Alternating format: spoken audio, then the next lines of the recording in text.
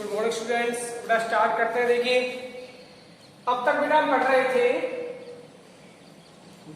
पढ़ रहे थे डाई हैलोजन व्युत्पन्न, और डाई हैलोजन व्युत्पन्न में बेटा हमने अब तक पढ़ लिया था क्या। देखिए हमने आपसे डिस्कस कर लिया था कि डाई जो हेलो एल्केन है, जो हैलोजन की जो व्युत्पन्न है, उनको बनाने की कुछ विधियां थी, कुछ मेथड थे, वो बेटा पढ़ रहे थे। और इसमें बेटा हम चल रहे थे नंबर 3 मेथड पर, जहां पर बेटा हम जिंक की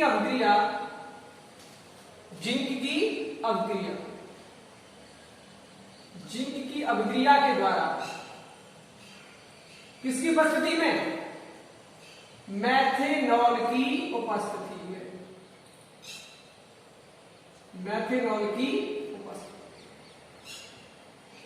हम यहां पर चल रहे थे बेटा कि अगर आपके पास जेम डाई हैलाइड हो या फिर आपके पास विस्नल डाई हैलाइड हो या आपके पास अल्फा ओमेगा डाई हैलाइड हो, तो इन तीनों की अगर रिएक्शन हम कराएं किसके साथ, जिंक के साथ, तो क्या क्या प्रोडक्ट बनेंगे। यानी कि जो डाई हैलोजन तो व्युत्पन्न है उनकी बेटा हम पढ़ रहे थे केमिकल रिएक्शन।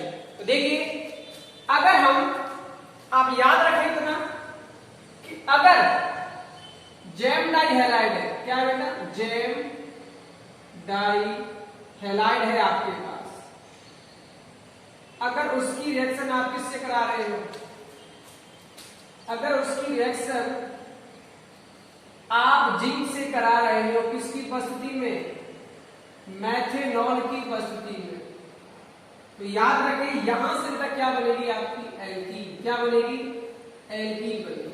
और ये जो एल्कीन होगी, इस एल्कीन में जो कार्बन की संख्या है, एल्कीन में जो कार्बन की संख्या है बेटा, वो क्या होगी बेटा, दुगनी होगी। यानी कि जो आपने जेम डाई हैलाइड यूज किया है उसमें जितने कार्बन है उससे जस्ट डबल कार्बन वाली यहां पर क्या बनेगी, आपकी एल्कीन बन जाएगी।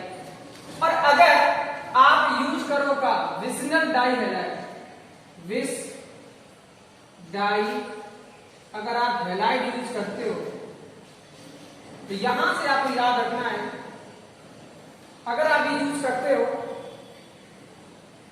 तो जिंक मेथेनॉल की उपस्थिति, तो आपको याद रखना है यहां पर जो एल्कीन बनेगी,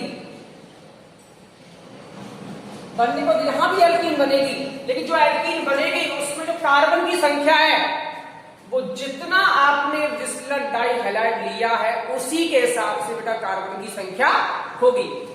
और अगर दिख रहा है, और अगर आपने यूज किया है अल्फा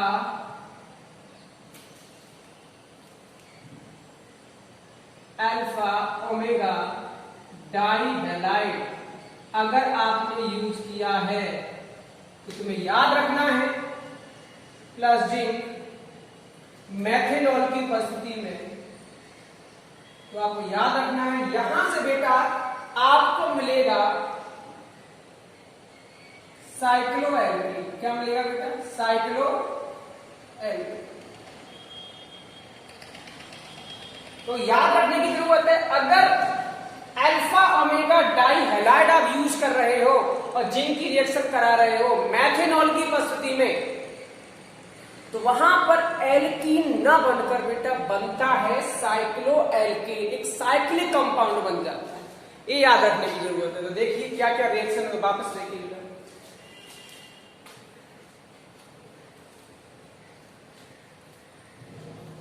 अगर हम इसको ऊपर थोड़ा लिखते हैं, यहां पर जिंक से अभिक्रिया, जिंक से, ठीक है बेटा। अब देखो हम यहां क्या लेना है, जेम डाई हैलाइड,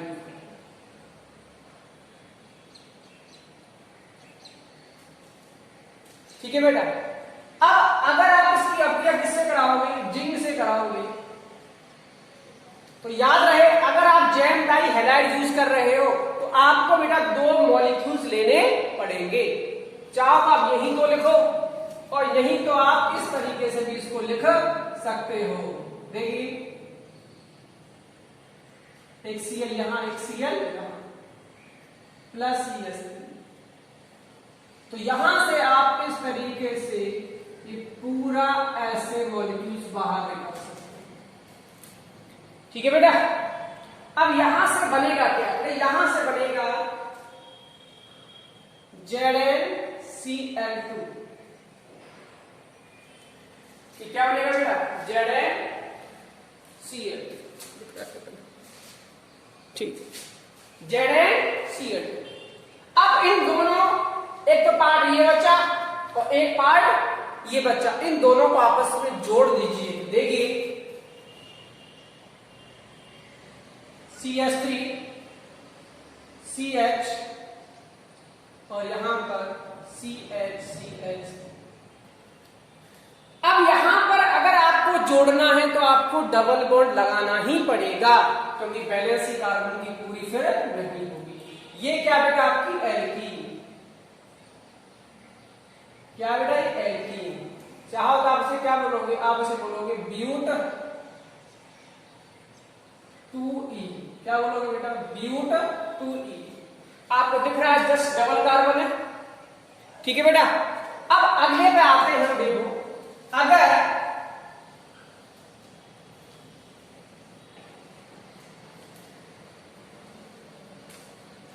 आपके पास विसिनल डाइहैलाइड यानी कि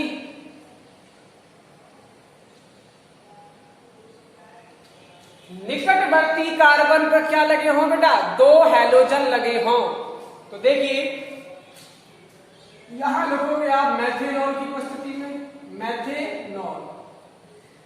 क्या कर रहा है? तो कुछ नहीं कर रहा, वही सेम कहानी पहले वाले स्टेप की। इसे बाहर निकाल दो तो आपका बन जाएगा बेटा ZnCl2 प्लस यहां से अगर आप देखो एक तो है बेटा CH2 और एक बेटा आपका CH2। अब आपको दिख रहा है कहीं ना कहीं इसमें कार्बन की बैलेंसी पूरी नहीं है, तो आप यहां डबल बॉन्ड लगा दीजिए तो आपका ये बैलेंसी बेटा इसकी पूरी हो जाएगी। अब ये तुम्हारा बेटा क्या बन गया? एल्कीन। क्या बन गई बेटा? एल्कीन बन गई, यानी कि एथीन। क्या बन गई बेटा? एथीन। अब आपको दिख रहा है जितने कार्बन का आपने विसिनल डाइहैलाइड यूज किया था उतने ही कार्बन का बेटा एल्कीन बन गई। लेकिन इसके पहले वाले में याद रखना है जस्ट डबल कार्बन वाली क्या बनती है बेटा? एल्कीन बनती है। आगे देखो, अगर हम क्या यूज करें? अगर हम यूज करें अल्फा ओमेगा डाइहैलाइड, कहने का मतलब एक हैलोजन तो होगा फर्स्ट कार्बन पर और एक होगा लास्ट वाले कार्बन पर। तो देखो किस तरीके से लिखोगे इसको।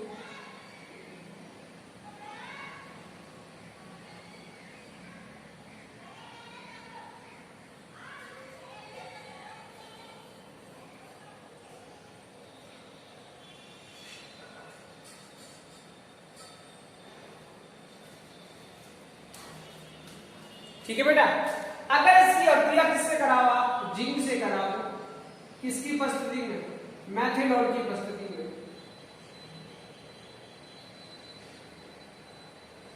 मैथेनॉल की उपस्थिति में देख क्या कर रहा है? या बाहर निकाल दीजिए, क्या बनेगा? ZnCl2 प्लस, अब आप देखिए जरा, अगर इसको हम लिखे देखो तो CH2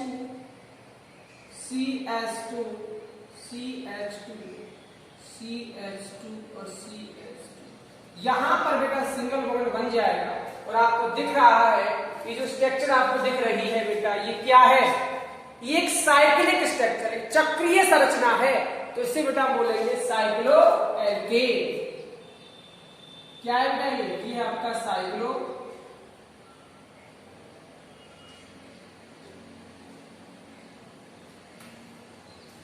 ठीक है, अब आपको याद रखना है इसका जो नाम होगा तो 1 2 3 4 5 5 कार्बन है तो इसे क्या बोलेंगे बेटा, साइक्लोपेंटेन। क्या बोलेंगे बेटा इसको, साइक्लोपेंटेन बोलेंगे।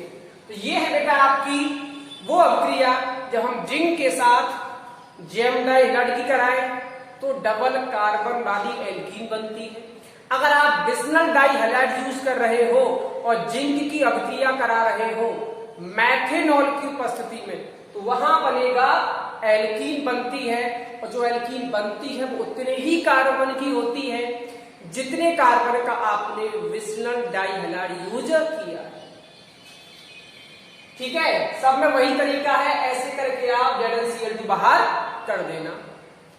अगर हम इसकी बात करें, अगर आपके पास अल्फा ओमेगा डाइहाइलाइड है तो आप दिमाग में याद रखें कि जितना कार्बन आपने यूज किया है बनने को तो उतना कार्बन बनेगा, लेकिन यहां पर इन दोनों से अलग बेटा बनेगी एक चक्रीय संरचना, उसे बोलते हैं साइक्लोएल्केन बनेगा बेटा।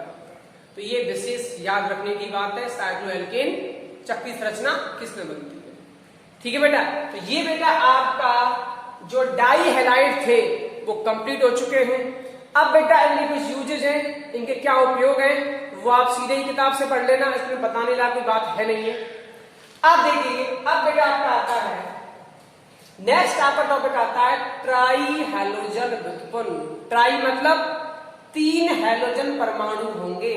जब 3 हैलोजन परमाणु होंगे तो आपको 3 हाइड्रोजन भी हटाने पड़ेंगे।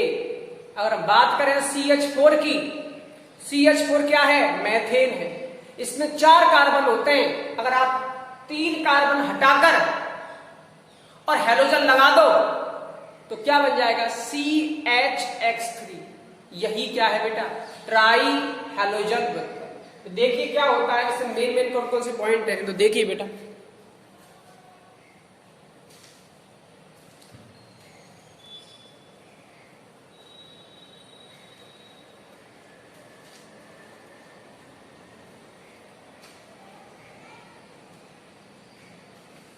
देखो बेटा, अगर अगला आपका टॉपिक आता है ट्राई हैलोजन, ट्राई हैलोजन।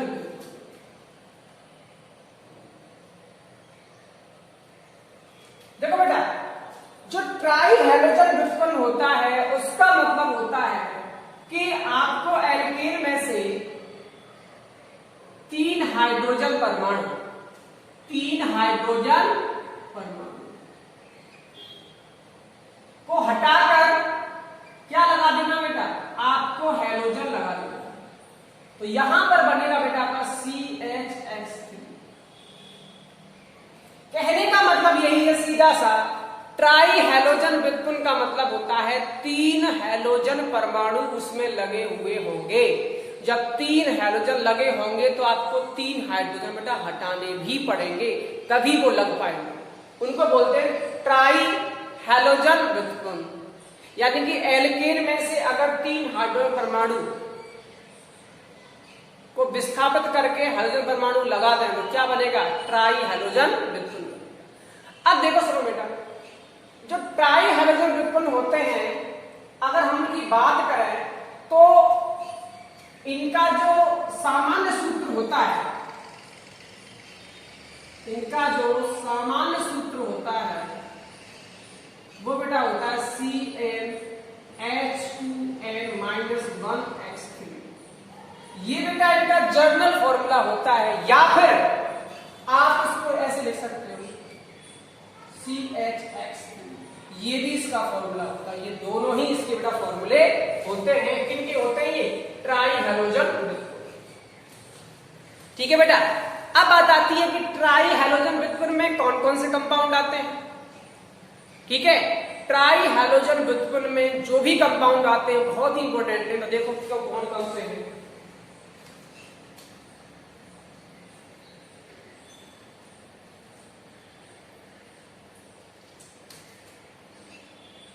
इसमें आते हैं आपके, एक तो आपका आता है CHCl3, एक आपका आता है CHBr3 और एक बेटा आपका आता है CHI।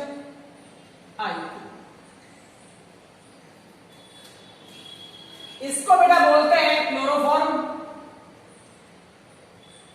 क्लोरो,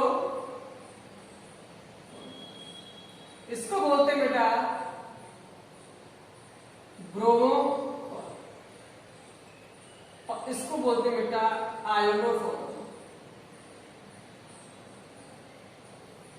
यह है क्लोरोफॉर्म, ब्रोमोफॉर्म और आयोडोफॉर्म। जो आपका क्लोरोफॉर्म होता है, अगर इसका हम IUPAC नाम देखें तो क्या होता है बेटा, ट्राई क्लोरो, ट्राइक्लोरोमेथेन। इसका IUPAC होता है ट्राई ब्रोमो मैथेन, और इसका होता है ट्राई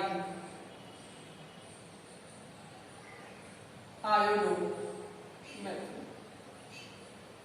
ये बेटा IUPAC नाम है, और आपको याद रखना है ये दोनों ही, यानी कि क्लोरोफॉर्म और ब्रोमोफॉर्म, ये दोनों ही बेटा कैसे होता है, रंगहीन द्रव, रंगहीन, ये कलरलेस होते हैं, इनमें कोई रंग नहीं होता। लेकिन जो आपका आयोडोफॉर्म होता है, ये इसका बड़ा रंग होता है पीला, और ये अवच्छेद रूप में मिलता है, अवच्छेदित, यानी कि इसका पीला अवच्छेद आता है। इसका क्या आता है बेटा, पीला अवच्छेद आता है। इसलिए आपके सिलेबस में है आयोडोफॉर्म टेस्ट। इन दोनों का टेस्ट क्यों नहीं है, क्योंकि इनका बेटा कोई रंग नहीं होता है, और जब रंग ही नहीं होगा तो आप कैसे पहचानोगे कि इसमें कौन सा कंपाउंड है। लेकिन आयोडोफॉर्म का जो रंग आता है वो क्या होता है, पीला अवच्छेद, अवच्छेद पाप होता है पीले रंग का, ठीक है। इसको बोलते हैं येलो PPT, पीला अवच्छेद आता है, इसलिए इसका एक रंग आता है पर्टिकुलर, इसलिए इसका टेस्ट करते हैं आयोडोफॉर्म, ठीक है बेटा। अब देखिए जो आपके ये ट्राई हैलोजन व्युत्पन्न है, क्लोरोफॉर्म, ब्रोमोफॉर्म, आयोडोफॉर्म, बेटा इनको हम बोलते हैं हैलोफॉर्म। क्या बोलते हैं बेटा इनको बोलते हैं बेटा हैलोफॉर्म बोलते हैं। और इनको जो बनाने की जो विधि है उसको बेटा बोला जाता है हैलोफॉर्म अभिक्रिया, याद रहे। इन सबको बेटा हम बोलते हैं हैलोफॉर्म, क्योंकि इनको बेटा हैलोफॉर्म अभिक्रिया के द्वारा बनाया जाता है, ठीक है बेटा। अब देखिए हैलोफॉर्म अभिक्रिया होती क्या है, कौन कौन से ऐसे कंपाउंड हैं जो हैलोफॉर्म अभिक्रिया देंगे और कौन से नहीं देंगे। तो देखिए बेटा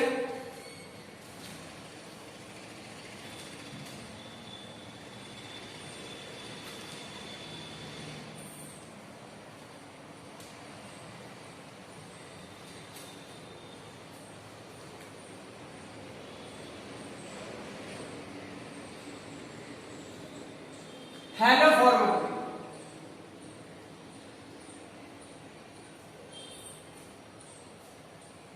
पहली तो बात ये बेटा कि हैलोफॉर्म अभिक्रिया जो होती है वो होती ही क्या है, याद रहे। सबसे पहले तो आपको ये पढ़ना है कि कौन कौन से ऐसे कंपाउंड हैं, कौन कौन से ऐसे यौगिक हैं जो हैलोफॉर्म अभिक्रिया देते हैं। जब तक आपको ये नहीं पता होगा कि कौन से देते हैं कौन से नहीं देते हैं, तो आप प्रोडक्ट क्या बनाओगे। तो सबसे पहले याद रखने की बात यही है कि जो हैलोफॉर्म अभिक्रिया है वो मेन रूप से बेटा कौन देता है, एल्डिहाइड और कीटोन, याद रहे। हैलोफॉर्म जो अभिक्रिया होती है वो मुख्य रूप से दी जाती है एल्डिहाइड और कीटोन की अभिक्रिया है। हालांकि आप इनको एल्डिहाइड कीटोन में पढ़ोगे, ठीक है, लेकिन यहां भी दे रखी है इसलिए पढ़ना पड़ रहा है। तो याद रहे हैलोफॉर्म जो अभिक्रिया होती है वो मुख्य रूप से कौन देता है इसको, एल्डिहाइड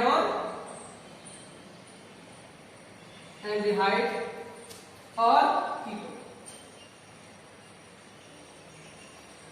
क्या सभी एल्डिहाइड और कीटोन की अभिक्रिया देते बेटा, नहीं देते।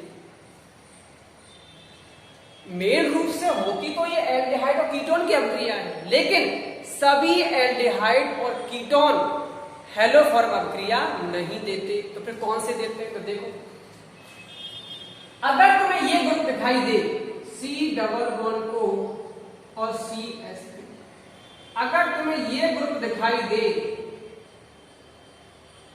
ये तुम्हें समूह दिखाई दे, तो ये अगर समूह जिसमें आपको दिखेगा वो बेटा आपको हेलोफॉर्म अभिक्रिया देगा और आपका जो भी प्रोडक्ट है, जो भी आपका क्लोरोफॉर्म है, उसका फॉर्मेशन हो जाएगा।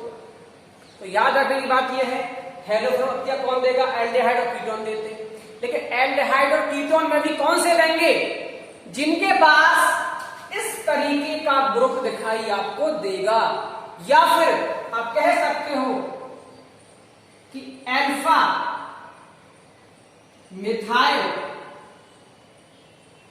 ग्रुप। अगर अल्फा पोजीशन पर ये फंक्शनल ग्रुप है C double bond O, functional group से लगा हुआ कार्बन कहलाता है अल्फा कार्बन। तो याद रहे, अगर क्रियात्मक समूह से लगा हुआ CH3 ग्रुप हो, ये कौन सा ग्रुप है बेटा? CH3 ग्रुप लगा हुआ हो, उसे क्या बोलते हैं? मिथाइल बोलते हैं इसको। अगर ये ग्रुप है अल्फा पोजीशन पर, तो याद रहे वो हेलोफॉर्म अभिक्रिया देगा। ठीक है बेटा। अब बात करें, क्या सभी एल्डिहाइड और कीटोन देंगे? नहीं। तो देखो कौन कौन से देंगे, कौन कौन से नहीं देंगे। तो देखो, अगर बात करें हम CH3, C double bond O single bond H, क्या है ये? है बेटा आपका एसीटल्डिहाइड। अब एसीटल्डिहाइड में आपको क्लियर दिख रहा है कि क्रियात्मक समूह से लगा CH3 ग्रुप है, यानी कि यहां पर अल्फा मिथाइल समूह है, तो ये बेटा हेलोफॉर्म अभिक्रिया देगा। अगर हम एल्डिहाइड में कोई और एल्डिहाइड यूज करेंगे, तो याद रहे वो हेलोफॉर्म अभिक्रिया नहीं देगा। ठीक है बेटा, क्योंकि अगर आप देखो यहां तो आपको चेंज कर नहीं सकते, चेंज आप नहीं करोगे। अगर आप CH3 के अलावा अगर आप C2H5 भी लगा दोगे, ठीक है, तो वो इथाइल ग्रुप हो जाएगा, वो एथिल ग्रुप हो जाएगा, और ऐसी कंडीशन में वहां पर वो हेलोफॉर्म अभिक्रिया नहीं। अब बात आती है कीटोन की। किसकी बेटा? कीटोन की बात आती है। तो अगर आपको ये दिखाई दे CH3 C double bond O CH3, क्या है? एसीटोन। अब आपको दिख रहा है क्लियर, ये ग्रुप आपको दिख रहा है, क्या लग रहा है? अल्फा मिथाइल ग्रुप, या पूरा समूह देख लो। यानी कहने का मतलब है कि CH3 ग्रुप होना जरूरी है तो ये हेलोफॉर्म अभिक्रिया देगा। अगर ये तो क्या हो गया? एसीटोन। और अगर ये है CH3 C double bond O और R का मतलब कोई भी एल्किल समूह हो सकता है। CH3 भी हो सकता है, C2H5 भी हो सकता है, उससे बड़ा कार्बन वाला भी हो सकता है। यानी कि कहने का मतलब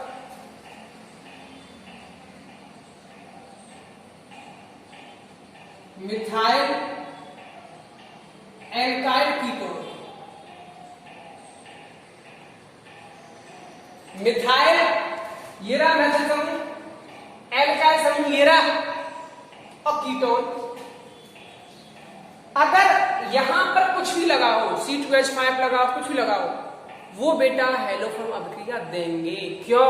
क्योंकि हमें मतलब है कि इससे ये ग्रुप होना हमारे पास जरूरी है, और यहां पर CH3 लगा हुआ होना चाहिए।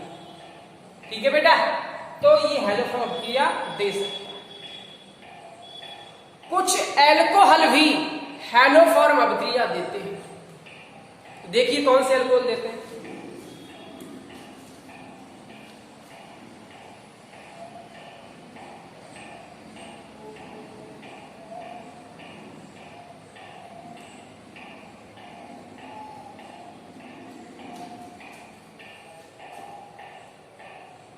CH3 CH2 OH। ये जो एल्कोहल है, ये जो एथिल एल्कोहल है बेटा, ये हैलोफोर अभिक्रिया देगा, लेकिन कब देगा? जब बेटा हम इसका क्या करें, अपचयन करा दें। तो ये, या फिर हम इसको जो एल्कोहल है इसको किसी भी तरह से अगर हम एल्डिहाइड में कन्वर्ट कर दें तो ये हैलोफोर अभिक्रिया दे सकता है।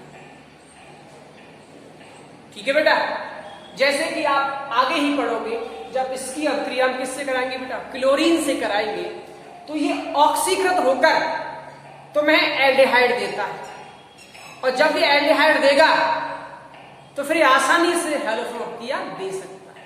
तो याद रखना, एथिल एल्कोहल हैलोफोर अभिक्रिया दे सकता है, क्योंकि जब इसकी अभिक्रिया क्लोरीन से कराई जाती है तो ये ऑक्सीकृत होकर एल्डिहाइड में, एसिटाल्डिहाइड में कन्वर्ट हो जाता है। अगर हम बात करें CH3 CHOH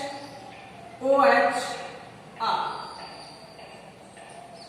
यहां पर R की जगह कोई भी एल्किल समूह हो सकता है। ठीक है बेटा, अब यहां पर आपको एक बात याद रखनी, अगर एल्कोहल में 2 ऑल हो, क्या हो बेटा, 2 ऑल हो, तो वो हैलोफोर अभिक्रिया देगा। 2 ऑल का मतलब है, 2 ऑल का मतलब है कि जो एल्कोहल है, जो OH समूह है, जो OH फंक्शनल ग्रुप है, वो द्वितीय कार्बन पर लगा होना चाहिए, यानी कि 2 ऑल उसकी पोजीशन होनी चाहिए, तो वो हैलोफोर अभिक्रिया देगा। लेकिन बात वही है, पहले ही बेटा कन्वर्ट होगा कीटोन में, तब जाके ये बेटा आपको हैलोफोर अभिक्रिया देगा। ठीक है बेटा, यानी कि एल्कोहल भी हैलोफोर अभिक्रिया देते हैं, वो तब देते हैं जब वो किसी भी तरह से कन्वर्ट होकर एल्डिहाइड या कीटोन में बदल जाएं, तभी वो दे सकते, अन्यथा नहीं देंगे। और बात करें एल्डिहाइड कीटोन की, तो इसमें केवल एसिटाल्डिहाइड ही देगा, बाकी का एल्डिहाइड हैलोफोर अभिक्रिया नहीं देगा। और कीटोन में मैंने आपको बता दिया, ठीक है, तो आपको एसीटोन देगा, दूसरा मिथाइल एल्काइल कीटोन अगर हो तो बेटा हैलोफोर अभिक्रिया देगा। तो एल्कोहल में याद रखें, अगर 2 ऑल हो या फिर एथिल एल्कोहल हो, ये दोनों ही बेटा हैलोफोर अभिक्रिया दे सकते हैं। ठीक है, अब आगे देखिए बेटा,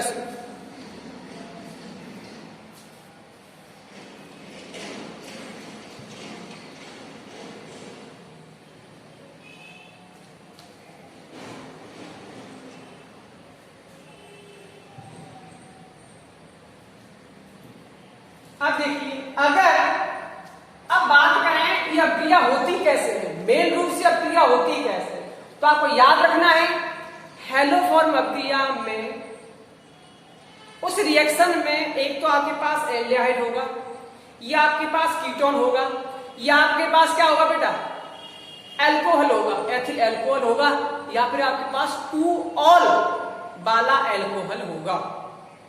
अब इस कंडीशन में होता है क्या, देखो बेटा, इस कंडीशन में तुम्हें क्या चाहिए, जैसे कि हम यहां लेते हैं CH3 C double bond O, ये क्या है बेटा, एसिटाल्डिहाइड।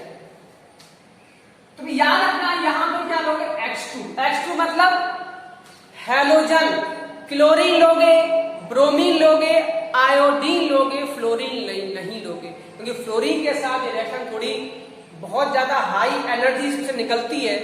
ठीक है, तो ये विस्फोटक अभिक्रिया हो जाती है, तो उसको हम नहीं कराते। तो यहां पर क्या होगा, क्लोरीन हो सकता है, ब्रोमीन हो सकता है, और आयोडीन हो सकता है। ठीक है, देखिए क्या होगा, प्लस बेटा यहां आप क्या लोगे, NaOH, यानी कि एक तो हैलोजन होगा और एक बेटा होगा क्षार, बेस की उपस्थिति में अभिक्रिया होगी। तो देखो करना क्या है, याद रखना है ये जो ग्रुप लगा हुआ है, यही इसी ग्रुप की वजह से बनता है तुम्हारा क्या बेटा, ट्राई हेलो विथ, यानी कि हैलोफोर। ठीक है, देखो क्या होगा, यहां से अगर हम इस रिएक्शन को देखें तो देखो यहां से बनेगा बेटा आपका CHX3, CHX3 बनेगा प्लस। अब ध्यान देने की बात है, जब ये समूह चला गया तो आपके पास केवल और केवल एक कार्बन बचा है। कितना बचा है बेटा? केवल एक कार्बन। अब जो एक कार्बन वाला अम्ल बताइए कौन सा हो सकता है जिसमें केवल एक ही क्या हो बेटा?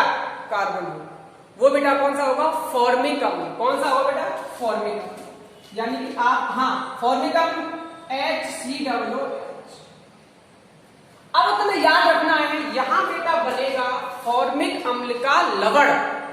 अगर आप NaOH यूज कर रहे हो तो सोडियम लवण बनेगा, अगर आप KOH यूज कर रहे हो तो बनेगा पोटेशियम लवण। तो यहां पर हम क्या लिखेंगे बेटा? Na प्लस NaX, ठीक है बेटा, और प्लस H2। इसको आप बैलेंस कर सकते हो 3 4 और 3 और वापस सुने। अगर आपको एल्डिहाइड दिया गया है और अगर आप एल्डिहाइड की अभिक्रिया हैलोजन के साथ और क्षार के साथ करा दें तो आपको होलोफॉर्म प्राप्त होता है, यानी कि यहां क्लोरोफॉर्म भी हो सकता है। ठीक है, तो इस अभिक्रिया को बेटा हम क्या बोलते हैं? हैलोफॉर्म अभिक्रिया बोलते हैं। याद रहे इस अभिक्रिया में जो लवण बनेगा, जो अम्ल का जो लवण बनेगा वो उतने ही कार्बन का बनता है जितने कार्बन उसमें शेष रह जाते हैं। अगर CH3 ग्रुप को हटा दें तो कितना कार्बन बचा? केवल एक कार्बन बचता है और उसी एक कार्बन वाला हमें क्या प्राप्त होता है? यहां पर एसिड प्राप्त होता है। ठीक है बेटा, अगर हम बात करें कीटोन ले यहां पर तो देखो क्या होगा। अगर हम यहां यूज करें CH3 C double bond O CH3, इसकी अभिक्रिया किससे करा देंगे? X2 के साथ प्लस NaOH। ठीक है, तो देखो वही अभिक्रिया है। होना क्या है? वहां से जो CH3 लगा हुआ है साइड से, उस CH3 के पास इस CH3 को आप उसमें कन्वर्ट कर दो बेटा, CHX3 में कन्वर्ट कर दो। अब आपके पास बचा क्या? आपके पास बचा 2 कार्बन। कितने बचे बेटा? 2 कार्बन। अब 2 कार्बन वाला अम्ल कौन सा होता है? एसिटिक अम्ल। तो आप यहां लिखोगे CH3 COOH। अब तुम्हें तो क्या बनाना है? जो अम्ल बनेगा उसका बनाना है लवण। तो आप यहां पर H को हटा के अब क्या लगाओगे? जो आपने क्षार या बेस यूज किया है वो आएगा। जैसे कि यहां पर आपने NaOH Na आएगा, यहां आएगा Na प्लस NaX प्लस। ठीक है बेटा, बैलेंस का वही तरीका 3 4 और यहां पर 3। तो ये अभिक्रिया है जो आपको ढंग से समझ लेनी है, कुछ नहीं है बेटा, इतना याद रखें। इस ग्रुप से तो क्या बनेगा? CHX3। अब जो 2 कार्बन बचते हैं उन 2 कार्बन वाला क्या ढूंढो? अम्ल, और उस अम्ल का बना दो सोडियम लवण। अगर आप NaOH यूज कर रहे हो तो, और अगर आप यहाँ KOH यूज कर रहे हो तो आपको क्या बनाना पड़ेगा बेटा? पोटेशियम लवण बनाना पड़ेगा। याद, ठीक है? आगे का बेटा नेक्स्ट क्लास में। ठीक है।